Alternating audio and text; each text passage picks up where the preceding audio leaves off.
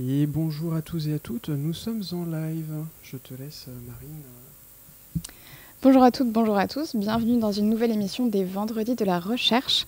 Aujourd'hui, on a une émission un petit peu spéciale qui s'inscrit en amont de la journée de lutte contre le VIH qui aura lieu à Nîmes jeudi prochain et dont une partie de la programmation aura lieu sur le site Vauban. On en reparlera un petit peu plus tard. Dans ce cadre-là, on a le plaisir aujourd'hui d'accueillir à l'université le docteur Isabelle Rouanet qui intervient pour la première fois sur la chaîne Twitch de l'université.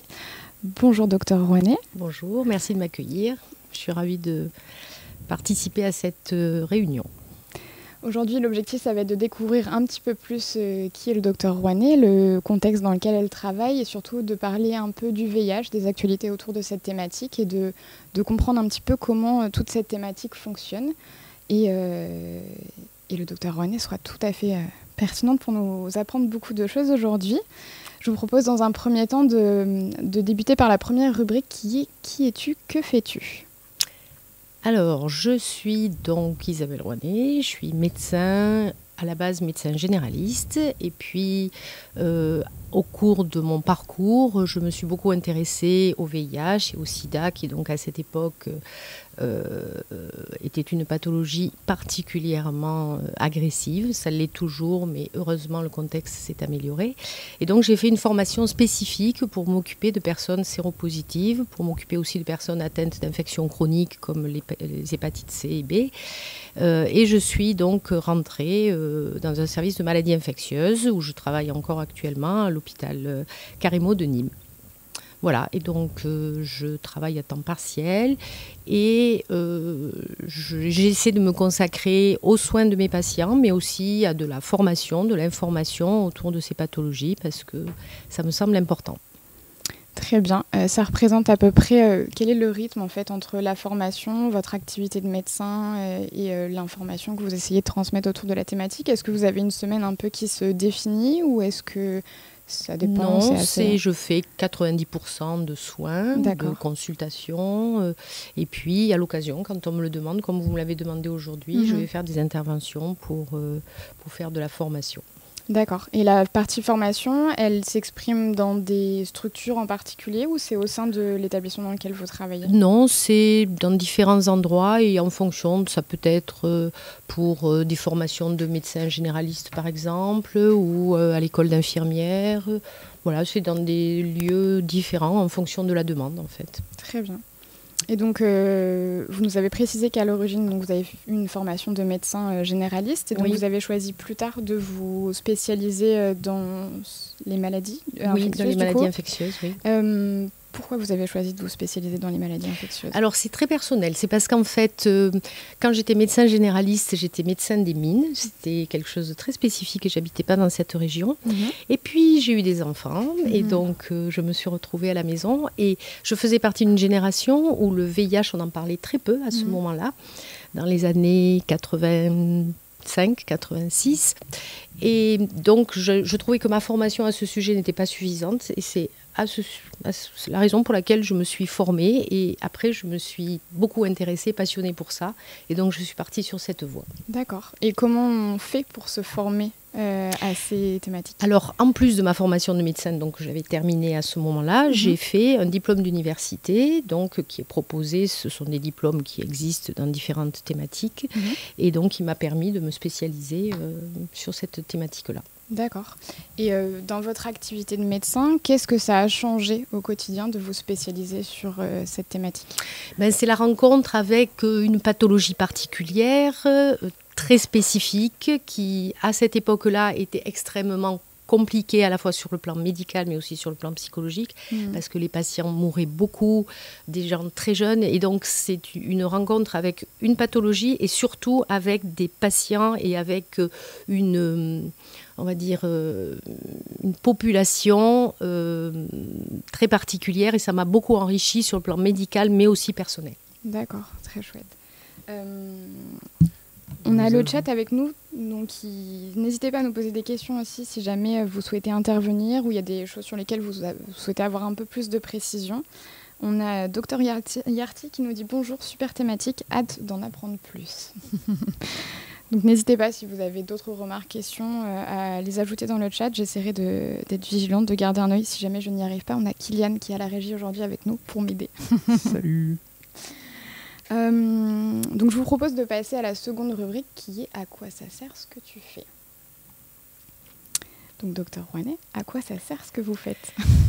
Eh bien, je pense que ça sert d'une part à prendre soin des personnes qui sont infectées par ces pathologies-là, et ça sert à aussi informer, faire de l'information sur des thématiques qui sont pas toujours mises en avant au quotidien, dont on parle parfois pas assez, et donc informer de façon à ce que les gens se protègent et donc finalement au global prendre soin de la santé des personnes. Dans ce cadre-là, vous aujourd'hui donc vous exercez au CHU de Nîmes, c'est ça, donc dans un service spécifique. Quels sont Est-ce que vous pouvez tout simplement déjà nous en dire un peu plus sur ce service, sur les actions de ce service, ce que vous prenez en charge à cette échelle? C'est un service de maladies infectieuses générales. Il y a un service d'hospitalisation donc, qui s'occupe de toutes les infections qui nécessitent une hospitalisation. Il y a un service de consultation, enfin un secteur de consultation dont je fais partie. Et là, ce sont des consultations globale de maladies infectieuses. Donc moi, j'ai la particularité de m'occuper de patients séropositifs pour le VIH et des hépatites, mais il y a d'autres médecins qui s'occupent d'autres pathologies infectieuses. Et puis, il y a un secteur d'hospitalisation de jour. C'est un secteur où les gens, dans une journée, peuvent avoir plusieurs examens, plusieurs bilans sanguins par exemple, et des consultations, et que l'on groupe de façon à ce que leur prise en charge soit plus simple pour eux. Ils viennent un jour et ils ont plusieurs examens de santé regroupés sur la même journée. D'accord. Voilà, donc ça c'est l'organisation du service. Et donc vous êtes nombreux à travailler dans ce service? On est nombreux, alors je ne vais pas compter, mais on doit être 7 ou 8 médecins au total, et c'est un service qui est dirigé par le professeur Loubet. Voilà. D'accord. Et au quotidien, comment ça se passe quand vous avez des patients? Est-ce que vous avez vos propres patients? Est-ce que vous avez un médecin qui s'occupe de... Vous êtes plusieurs à travailler avec pour un patient en particulier ou... Alors, dans le secteur d'hospitalisation, ce sont plusieurs médecins qui s'occupent des patients parce que donc il y a des gardes et puis il y a des roulements de médecins. Dans le secteur de consultation, en général, on a nos patients attitrés que l'on suit depuis plus ou moins longtemps. On a des nouveaux patients qui arrivent et en fonction la pathologie qu'ils présentent, ils sont orientés vers tel ou tel médecin. Mais ça peut arriver parfois que si un des médecins n'est pas là, un autre médecin le voit par exemple. Voilà, donc on s'organise ensemble de façon à ce que les patients soient suivis de façon assez étroite, parce que c'est intéressant d'avoir quand même une relation de médecin à patient assez personnalisée, surtout sur le long terme. C'est des fois là où se disent les choses importantes, mais c'est important d'être aussi polyvalent et de pouvoir se remplacer les uns les autres. Ça doit être quelque chose d'assez aussi enrichissant d'avoir aussi ces patients et de pouvoir les suivre, de suivre l'évolution quelle qu'elle soit, mais en fait de pouvoir savoir qu'on a des personnes en particulier qu'on essaie d'aider et de les reconnaître. Je pense que c'est l'un des intérêts de notre métier, effectivement. Donc le côté scientifique, certes, mais le côté humain et relationnel avec les patients, c'est très très important et c'est très enrichissant, et je pense que c'est là où se construit aussi globalement la prise en charge, mais surtout la façon dont les gens se soignent et prennent soin d'eux. On les accompagne dans ces démarches-là tout en respectant toujours bien sûr leurs souhaits et leur volonté par rapport à leur prise en charge et par rapport à leur santé. Des fois, nos attentes à nous ne sont pas celles des patients, il faut savoir le respecter, mais c'est un travail de groupe en commun, un travail d'équipe. Dans le à quoi ça sert ce que tu fais, du coup, c'est vrai que c'est assez pertinent de comprendre aussi ce fonctionnement, c'est sûr. Donc là, vous travaillez au sein de ce service depuis combien de temps ? Depuis une trentaine d'années. Depuis une trentaine d'années. Donc en 30 ans, il y a dû y avoir beaucoup d'évolutions, à la fois sur, je pense, la prise en charge des patients, mais aussi sur les actions et vos activités. C'est vrai qu'on a parlé à la fois de la partie soins, mais aussi de la partie information, prévention. Oui. Est-ce qu'il y a une évolution que vous avez pu constater sur cette partie-là toutes ces Alors, il y a une évolution énorme. Quand j'ai commencé dans ce service, par exemple, le secteur d'hospitalisation était très actif et recevait beaucoup de patients qui étaient en fin de vie ou dans des situations dramatiques. En 1996, il y a eu les trithérapies, donc des traitements hautement actifs qui ont permis de révolutionner cette pathologie et qui ont permis de stabiliser la pathologie et d'améliorer l'état clinique des personnes. Et ça a été vraiment une révolution. Donc actuellement, on a encore des patients malheureusement qui sont dépistés trop tard. Donc là, je mets une première alerte. Pensez à vous faire dépister et c'est hyper important. Toute personne devrait se dépister au moins une fois dans sa vie parce qu'on peut avoir pris un risque vis-à-vis du VIH ou des hépatites virales sans le savoir. Tout simplement il n'est jamais parce trop tard pour se faire dépister. Exactement, il n'y a pas d'âge. Maintenant, les dépistages chez les gens jeunes sont gratuits, sans ordonnance dans les laboratoires de ville. Si la confidentialité est importante, et ça peut l'être dans ces pathologies, vous pouvez aussi vous faire dépister dans les centres de dépistage anonymes et gratuits, ce qu'on appelle maintenant les CEGID. À Nîmes, il est situé rue Sainte-Anne. Donc le dépistage maintenant c'est facile et c'est hyper important de se faire dépister parce que si on est dépisté tôt dans ces pathologies, on est traité. Ça a un double intérêt, c'est ce qu'on appelle le principe du TASP, c'est-à-dire que si on est traité, donc TASP ça veut dire Treatment as Prevention, ça veut dire on traite une personne infectée par le VIH, si on la traite et si elle prend bien son traitement, sa pathologie ne va pas évoluer. Donc son espérance de vie va globalement être la même que quelqu'un du même âge qui est séronégatif, à condition qu'elle ait été dépistée tôt et que son état immunitaire ne soit pas altéré. Et le deuxième intérêt de ce traitement, c'est que si cette personne prend bien son traitement et que sa pathologie est stabilisée, on appelle ça avoir une charge virale indétectable, donc un virus endormi au repos, cette personne ne transmet plus le virus. Donc double intérêt. Le premier intérêt, c'est d'être dépisté tôt et donc soi-même d'avoir une espérance de vie qui est normale. Et le deuxième intérêt, c'est en étant traité de protéger les autres et de ne pas transmettre sa pathologie. Et donc ça, c'est quelque chose d'assez récent. Je ne sais pas, il y a 30 ans, est-ce que c'était déjà possible Pas du tout. Ça a été possible parce qu'il y a eu, comme je vous ai dit, les trithérapies, parce que l'état immunitaire des patients s'est nettement amélioré et leur charge virale, donc l'évolution du virus, s'est stabilisée. Et donc ça a permis, après, de faire des études qui ont montré que ces patients qui prenaient bien leur traitement ne transmettaient plus le virus. Donc secondairement, il y a eu beaucoup de choses qui ont été développées et en particulier des traitements préventifs qui n'existaient pas bien sûr à cette époque. Et c'est ce qu'on appelle maintenant la PrEP ou une deuxième situation, c'est le traitement post-exposition. Et en fait, ce sont des traitements qui permettent d'éviter d'attraper ce virus. Alors la PrEP, c'est pour des personnes qui prennent des risques vis-à-vis du VIH ou des IST régulièrement, ou par exemple des personnes qui utilisent des drogues intraveineuses et qui peuvent partager les seringues, ou des personnes qui ont des rapports non protégés très régulièrement. Si on leur donne un traitement qui s'appelle la PrEP, donc c'est un médicament qu'on peut prendre le plus souvent en continu ou des fois en discontinu dans des situations très particulières, en prenant ce traitement, ça évite d'attraper ce VIH.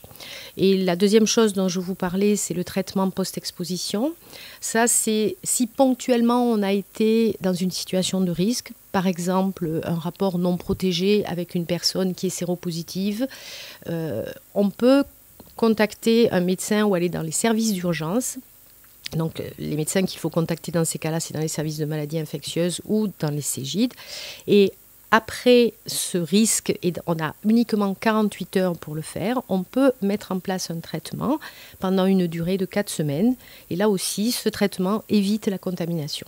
Donc vous voyez, il y a plein d'armes maintenant contre le virus. Il y a le fait de dépister tôt les gens, donc de les traiter tôt de façon à ce qu'ils ne transmettent plus la maladie. Il y a le traitement préventif, la PrEP, pour les personnes qui sont amenées à prendre des risques régulièrement. Et puis pour les personnes qui ont eu un risque ponctuel, il peut y avoir ce traitement post-exposition dans les 48 heures qui suivent le risque.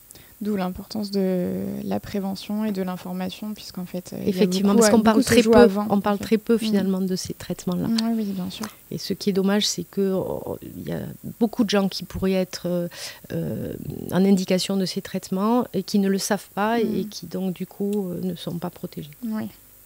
Et n'oublions pas quand même, c'est très important, à la base de tout ça, le préservatif. Qui est la base de la prévention des IST en général, des maladies sexuellement transmissibles. Nous avons une question du chat. Les Stratcher qui dit et bonjour, déjà bonjour. La question étant, c'est quoi la différence entre les deux types de PrEP ? C'est-à-dire, alors, si la différence entre les deux types de PrEP, c'est entre le continu et le discontinu. La PrEP continue, c'est un traitement qu'on prend quotidiennement, tant que dure le risque. Donc, ça peut être 1 an, 2 ans, 10 ans. Voilà, on est dans une situation de risque, on le sait. Et donc, on évalue le risque avec un médecin initialement. Et puis, on vous met un traitement en continu. La PrEP discontinue, c'est pour des gens qui prennent des risques ponctuellement. Donc, par exemple, une fois par mois, je sais que je vais avoir des rapports non protégés pendant un week-end et le reste du temps, je n'ai pas de rapport. Ces patients-là, on leur donne un traitement préventif qui encadre la période de risque. Donc, globalement, la veille du jour où ils vont prendre des risques, pendant toute la durée du risque, et 24 heures et 48 heures après. Voilà, il faut avoir des risques quand même très prévisibles, on va dire. Donc la plupart des patients qui prennent la PrEP prennent plutôt la PrEP en continu. D'accord. Et c'est un traitement qui se modélise comment ? Ce sont des comprimés. Ce sont des comprimés et donc il y a un comprimé à prendre. D'accord. En général, on prend 2 comprimés le premier jour pour que les patients soient protégés le plus tôt possible. Et puis après, un comprimé tous les jours. Les Stratcher vous répondent donc « Ok, merci ». De rien. Sur la partie information, prévention, vous, toutes ces années, est-ce que vous avez remarqué quand même que cette activité-là s'est densifiée dans ce que vous meniez ? Est-ce qu'il y a de plus en plus de demandes d'informations ? Alors, concernant la PrEP en particulier, oui, il y a une augmentation. Donc, ça a été mis en place en 2016. C'est remboursé par la Sécurité sociale. Maintenant, tous les médecins peuvent prescrire la PrEP. Donc, oui, il y a une demande très importante et croissante depuis 2016. Ce qui est dommage, c'est qu'il y a des publics qui sont mieux informés que d'autres, en particulier les hommes qui ont des relations sexuelles avec les hommes. Donc, on voit beaucoup de cette population-là.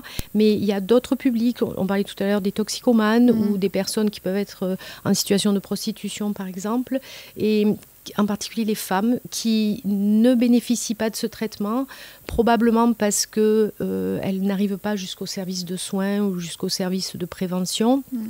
Et c'est peut-être pas un traitement qui est bien adapté à leur situation. Alors heureusement, l'année prochaine, en 2025, on va probablement avoir une PrEP injectable, donc un traitement injectable qu'il va falloir faire tous les 2 mois. Et on espère que ça va toucher ce public féminin qui, pour le moment, malheureusement, ne bénéficie pas encore, alors que c'est évident qu'il y a des indications à traiter des femmes qui prennent des risques régulièrement. Là, vous parlez d'un nouveau traitement, en tout cas d'une nouvelle façon d'administrer un traitement. Là, ça signifie qu'il y a toujours encore des évolutions sur ce domaine-là. La recherche est encore assez active. La recherche est très active à ce sujet et il y a beaucoup d'autres moyens qui sont en étude. Par exemple, des anneaux vaginaux qui vont être à la fois préventifs pour le VIH, mais aussi contraceptifs. Donc, il y a plein d'études, ou alors une PrEP orale, mais qui pourra être prise qu'une fois par semaine, par exemple. Donc, il y a vraiment plein d'études qui se font dans cette optique-là, parce qu'on sait que ces traitements marchent très bien, bien sûr, à condition que les gens le prennent correctement, mais ça marche très bien, et donc c'est vraiment une façon facile, avec très peu d'effets secondaires, de protéger des personnes jeunes, et moins jeunes aussi, d'une infection qui peut être très grave. En France, la recherche autour du VIH, d'ailleurs je pense qu'on va prendre quelques secondes peut-être parce que j'ai pas posé cette question, mais peut-être que c'est pas si évident que ça. Peut-être que certaines personnes ont déjà entendu parler du VIH, mais ne savent pas ce qu'est le VIH concrètement. En Est-ce qu'on fait, peut en dire quelques mots? c'est un virus qui est assez pernicieux parce que le plus souvent, quand on l'attrape, on n'a pas de symptômes particuliers. Ça se transmet par voie sexuelle et par voie sanguine. Et ça peut se transmettre de la mère à l'enfant. Et c'est un virus qui, quand vous l'attrapez, donc en général, ne donne pas beaucoup de symptômes. Ça peut, mais c'est pas très fréquent. Et puis, au bout d'un certain nombre d'années, très variable, ça peut aller de 2 ans jusqu'à 10 ans, des fois 15 ans, va altérer votre état immunitaire et va entraîner donc un déficit immunitaire qui va favoriser les infections. Et c'est là où on rentre dans cette phase dite de phase sida. Avant ça, on est séropositif, mais on n'est pas encore en phase sida. Et quand on commence à avoir des complications, on est en phase sida. Mais ça veut dire qu'à ce moment-là, on est avec une altération de l'état général et de l'état immunitaire, surtout, qui est très importante. Donc, c'est un stade très avancé. Dépister les gens, c'est éviter qu'on se retrouve dans cette situation-là. Et ce qui est dommage, c'est qu'en France, encore, il y a à peu près 40% des patients qui découvrent leur séropositivité chaque année à un stade déjà très évolué, avec un déficit immunitaire déjà évolué. Ces patients-là, leur maladie évolue certainement depuis plusieurs années. S'ils avaient été dépistés plus tôt, on n'en serait pas arrivé là. Parce qu'à ce stade, ça grève l'espérance de vie au long terme. Alors que si on est dépisté tôt, votre espérance de vie peut être la même que quelqu'un du même âge, séronégatif. En plus, le dépistage, on n'est pas obligé d'attendre en tout cas un certain type de toxicomanie ou de relation sexuelle particulière. On peut se faire dépister sans... Effectivement, on n'a pas à se justifier quand on veut se faire dépister. C'est normal de vouloir se faire dépister, comme on fait dépister d'autres pathologies. Donc il ne faut pas avoir d'a priori négatif par rapport à ça. Et c'est important parce que si vous vous faites dépister et si on vous trouve ce virus, on va pouvoir vous prendre en charge rapidement, vous traiter. Les traitements maintenant sont beaucoup mieux supportés et beaucoup moins contraignants qu'ils ne l'étaient en 96, les premiers traitements. Ils sont vraiment efficaces et ils n'altèrent pas la qualité de vie. Avec un traitement contre le VIH, on peut manger ce qu'on veut, on peut faire du sport, on peut avoir une vie normale. Et quand on est une femme, on peut avoir des enfants. Aussi quand on est un homme, bien sûr.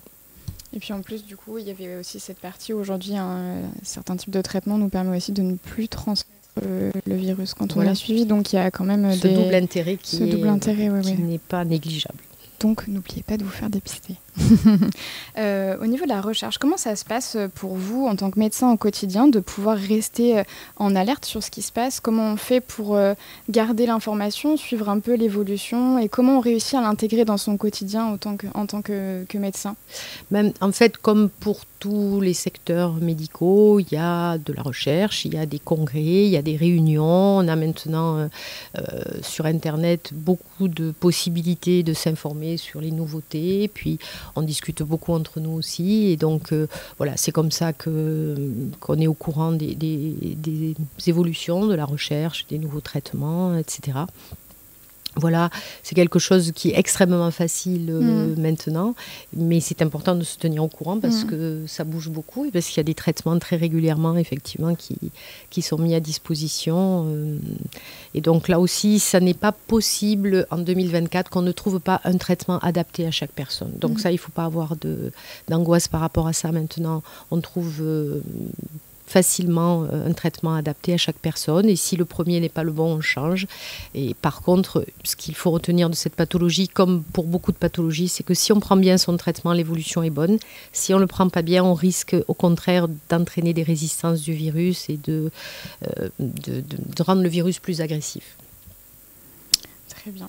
Et au quotidien, en tant que médecin, est-ce que les médecins avec qui vous travaillez font exactement la même chose que vous ou il y a des spécialités un peu différentes qui... Dans notre service, par exemple, moi, je suis celle qui s'occupe le plus de patients séropositifs pour le VIH. Il y a d'autres médecins qui sont orientés plutôt sur les infections ostéo-articulaires, d'autres qui sont plutôt orientés vers les infections générales. Il y a aussi un centre de vaccination international, c'est-à-dire c'est fait pour prévenir les infections, pour vacciner les patients qui vont dans les pays étrangers et qui, pour les protéger de certaines pathologies qui sont plus fréquentes ou pour les vacciner contre certaines infections parce qu'il y a des pays où il y a une obligation de vaccination contre certaines pathologies. Donc voilà, ça aussi c'est un de nos secteurs auxquels je participe qui est aussi important. D'accord, oui. Donc, et ce centre de vaccination, il est au CHU Au sein de notre service. D'accord, oui. très bien. Oui. Donc c'est, admettons, j'envisage de partir dans un pays à l'étranger, je vérifie les prérequis, en tout cas les prérequis sanitaires pour, avant le départ, pour m'organiser. Tout à fait. Et ces informations-là, on peut les retrouver où? Alors vous pouvez les retrouver, je pense, sur le site du centre hospitalier universitaire ou en tapant CVI, donc Centre de vaccination international de Nîmes, et vous trouverez les informations à ce sujet-là. Je pense que l'ensemble des étudiants de l'université de Nîmes, si jamais vous avez la moindre question et que vous avez besoin d'un contact très particulier, vous pouvez vous rapprocher du service de santé de l'établissement. Je pense que l'équipe sera en mesure de vraiment vous accompagner et vous orienter en mieux vers les contacts les plus appropriés. Donc là, on donne quelques pistes pour s'informer, mais il y a aussi le service de santé qui peut être un premier contact pour vous également, si nécessaire. Merci à Dr Yarty qui s'est abonné en Prime. C'est son 9e mois d'abonnement. Je vous propose de passer à la suite de l'émission avec la rubrique des questions gênantes qui ne sont pas si gênantes que ça. Et ça va nous permettre peut-être de prendre un peu plus de hauteur encore sur tout ce qu'on vient de se dire. Je vais vous proposer dans un premier temps de prendre le dé qui se trouve devant vous, de le lancer et ça déterminera le nombre de questions. Waouh, 6. Vous allez devoir répondre. Vous êtes très chanceuse aujourd'hui. Alors, allez-y. Je vous propose de tirer la première question. Vous pouvez la lire ou je la lis. C'est comme vous souhaitez. Alors, qu'est-ce qui te surprend le plus chez tes collègues? Alors là, j'ai pas beaucoup d'à propos. Qu'est-ce qui me surprend le plus chez mes collègues? Je sèche. J'ai le docteur Gros à mes côtés. Qu'est-ce que tu répondrais, Fanny? Oui, aujourd'hui, juste dans la salle, vous ne la voyez peut-être pas à l'écran. On a le docteur Fanny Gros qui est le médecin, en tout cas de l'université de Nîmes, de qui vous pouvez vous rapprocher justement quand je parlais du service de santé universitaire, qui peut être une petite voix off également. Et oui, je sèche, donc Non, je sais pas. Ce qui me surprend peut-être en général, c'est que... Mais on est tous différents, donc quand je vois les approches que l'on a parfois vis-à-vis de tel ou tel patient, c'est ça qui est enrichissant aussi, mais c'est la vie, c'est de partager avec des gens différents, et on a des approches différentes, et c'est ça qui enrichit le débat, en fait. Ça nous aide à prendre du recul aussi. Voilà, et puis des fois se remettre en question sur nous-mêmes. Donc je dirais peut-être ça. Très bien. Prochaine question. Qu'est-ce que tu envies dans les autres disciplines de recherche? C'est vrai qu'il en existe moi, beaucoup. je suis assez passionnée par ce que je fais, donc j'envie tout, quoi, j'allais dire, parce que j'aimerais bien faire de la recherche, j'aimerais bien faire de l'humanitaire, j'aimerais bien... voilà. Si ce que j'envie quand même chez les gens qui font de la recherche fondamentale, c'est que je me dis qu'il faut avoir la foi parce que on ne sait jamais si nos recherches vont aboutir, et on met une tout petit grain de sable dans l'édifice, et donc je trouve qu'ils sont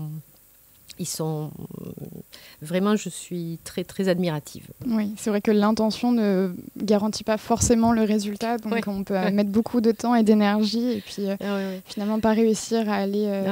Mais finalement, ça permet quand même de contribuer parce que même si on bien trouve sûr, pas, c'est indispensable, on écarte des choses. Indispensable. Ils ne sont pas assez reconnus. Alors ensuite. Quelle est ta pire expérience de recherche? Moi, j'ai jamais fait de recherche, donc je n'ai pas d'expérience de recherche. Alors là, justement, peut-être plutôt que d'expérience de recherche, ça peut être peut-être la pire expérience, le moment peut-être le plus difficile alors sans aller dans le dramatique peut-être, mais des fois, il y a des choses, on considère ça comme un échec, ou on considère ça comme une difficulté qu'on ne pensait pas être aussi difficile, peut-être dans votre parcours. Je pense que la pire expérience, ça a été certainement d'apprendre à un jeune homme de 17 ans qu'il était séropositif en présence de ses parents. Et lui-même était jeune, un peu immature, à une période où cette infection faisait beaucoup de ravages. Donc c'était certainement une de mes pires expériences de difficulté d'essayer à la fois d'expliquer, de mettre des mots sur des choses qui étaient compliquées à expliquer et de laisser un espoir aussi. Bon, heureusement, cette personne va très bien à l'heure actuelle, mais c'était pas facile. Dans des situations de personnes jeunes, d'enfants, il faut trouver des mots, adapter des mots. Là, c'était ni un enfant, ni encore un adulte, et c'est souvent chargé d'émotions. Oui, c'est sûr. Et puis en plus, il faut réussir, je pense, à annoncer ce qui est quand même une nouvelle difficile à entendre, et en même temps de rester positif sur le fait que vous allez pouvoir accompagner et qu'il y a des solutions qui existent pour que ça se passe le mieux possible. Donc c'est vrai que cet entre-deux doit être difficile à trouver parfois, mais c'est essentiel. C'est vrai qu'il faut s'adapter. Il faut s'adapter, voilà, c'est ça. Ça demande beaucoup d'adaptation. Alors, la 4e. Sur quoi procrastines-tu le plus ? Sur les choses qui ne sont pas essentielles. C'est une excellente réponse. On fait le tri à mon âge. Si tu pouvais ajouter quelque chose à ton CV, ce serait quoi ? Alors là, sans discussion, faire de l'humanitaire. C'est peut-être ce que je vais faire plus tard, d'ailleurs. C'est vrai ? Oui. Vous avez toujours souhaité faire de l'humanitaire Et ouais, mais j'ai pas eu ça demande beaucoup de temps aussi. La possibilité, voilà. Donc c'est ça peut-être le futur. Oui. Et la dernière, si tu devais retenir un seul objectif de carrière, lequel serait-il ? Me rendre utile. Mais vous êtes déjà quand même utile au quotidien. Oui, mais ça aura certainement été l'objectif de ma carrière. Oui. Voilà. Et même encore après, si vous souhaitez encore poursuivre avec de l'humanitaire, finalement. C'est un objectif qui vous suivra toute votre vie. Peut-être. Merci beaucoup pour toutes ces réponses. On va pas tarder à clôturer l'émission. N'hésitez pas si vous avez encore des questions. Et si on n'arrive pas à y répondre aujourd'hui parce qu'il est trop tard ou que vous rejoignez le live trop tard, vous aurez toujours la possibilité de poser des questions jeudi prochain, ou même tout au long de l'année de toute façon. Mais jeudi prochain, c'est une journée marquante sur cette thématique-là. On en reviendra un peu plus en fin d'émission. Mais n'hésitez pas à participer si vous le souhaitez. On va passer à la dernière étape de cette émission avec la page blanche. Donc, Dr Ouannet, je vais vous inviter à prendre la feuille et les stylos devant vous pour nous laisser une petite trace de votre passage, un message que vous souhaiteriez laisser ici. Moi, je vais en profiter pour clôturer l'émission pour vous parler des prochains rendez-vous à la fois sur la chaîne et à l'Université de Nîmes. Le prochain rendez-vous sur la chaîne, ce sera lundi matin à 8h40 pour un Unimatin un peu spécial puisqu'il se fera sans notre star Tom Servière. Mais on va essayer quand même de faire en sorte que l'émission soit toujours aussi qualitative. Ça va être, je pense, un grand moment. Donc n'hésitez pas à nous rejoindre lundi matin à 8h40 sur la chaîne. L'autre grand événement de la semaine prochaine, surtout, ce sera jeudi prochain, jeudi 28 novembre. C'est la journée nîmoise de lutte contre le VIH. Donc, il va y avoir une journée de sensibilisation et d'information sur la thématique toute la journée dans le quartier Gambetta. Et une partie des activités vont être notamment proposées sur le site Vauban de l'université. Donc, je vais vous donner quelques pistes, mais sachez que toutes les informations sont à retrouver sur le site de l'université, donc www.unim.fr. Premièrement, sachez que toute la journée, il y aura un dépistage gratuit et anonyme au service de santé de l'établissement. Le service de santé, il est situé sur le site Vauban. Vous montez tout en haut du site, c'est au niveau du pôle santé sport nutrition. De toute façon, c'est assez simple à trouver, mais toute la journée de 9h à 16h, sans rendez-vous, vous pouvez venir vous faire dépister. Donc n'hésitez pas. Après tout, les échanges que nous venons d'avoir, je pense que vous comprenez à quel point c'est important. J'espère vous avoir convaincu. Donc n'hésitez pas à venir, c'est gratuit et c'est anonyme, et c'est directement sur le site de l'université, donc n'hésitez pas à venir. De 11h à 14h, dans la bulle également sur le site Vauban, on aura de nombreux partenaires associatifs et d'autres de l'établissement et d'ailleurs qui seront présents pour vous accueillir, vous informer et vous faire découvrir plein de choses sur ces thématiques-là. Donc venez à leur rencontre, venez seul ou à plusieurs. Ce sera l'occasion de passer quelques minutes ou plus de temps en fonction du timing que vous avez. Le soir, vous avez un moment aussi assez inédit au au bar du Midi, vous allez avoir une conférence qui va être proposée autour de l'histoire des luttes, justement sur cette thématique-là, proposée par un sociologue. Et ça se terminera avec une soirée festive. Donc il y a vraiment beaucoup d'activités qui vous seront proposées jeudi prochain, à la fois du dépistage, de l'information, des activités, des conférences. Une journée pleine d'informations, je pense. Tout le monde pourra y trouver ce qu'il recherche. N'hésitez pas à vous mobiliser jeudi prochain sur le site Vauban. Toutes les informations sur le site web de l'université.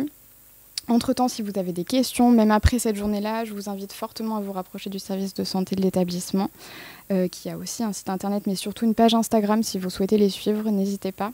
C'est santé.unim sur Instagram également, notamment pour les étudiants. Je sais que c'est un canal qui plaît bien.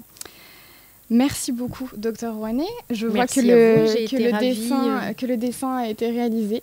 Est-ce que vous pouvez juste nous le montrer à la caméra et nous expliquer ce que vous avez fait? Non, c'est un petit message subliminal. Prenez soin de vous, prenez soin des autres. On va le mettre un peu plus à la caméra. Ouais. Tu me dis si c'est bon? Plutôt là, non? Ouais, là c'est nickel. Voilà, prenez soin de vous, prenez soin des autres. Je pense que c'est le message qui a essayé d'être transmis quand même durant toute cette émission. Merci beaucoup, vraiment. Merci à vous. De toutes ces informations. J'espère que ça a été un exercice intéressant, enrichissant, toujours. Merci beaucoup en tout cas de vous être déplacés jusqu'à nous et de nous avoir transmis toutes ces informations. Merci à tous. À bientôt sur la chaîne Twitch et sur le site de l'université. Merci. Au revoir.